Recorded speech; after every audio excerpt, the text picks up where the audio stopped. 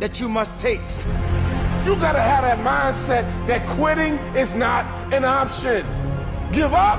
Who, me? Never. Stop? Who, me? Never. That's for the next guy. That's for the next girl. But not me. Why? Because I don't quit. That ain't how I do it. That ain't how I roll. I never give up. You must understand that there will come a time in your life that circumstances are going to challenge you. Hey traders. Hope you are doing well and enjoying your trading journey. The market is always full of opportunities if you know where to look. Right now, the price is at a strong support level, and we can see rejection from this area. This means buyers may take control, and the price could move up. If this level holds, we might see a strong upward move. This is the kind of trade that smart traders wait for. Now, the most important part: where to enter, where to put stop loss, and where to take profit. These details are shared in our private group.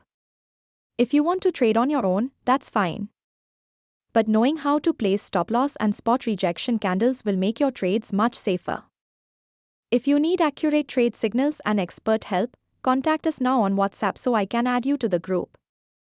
Don't trade alone when help is available.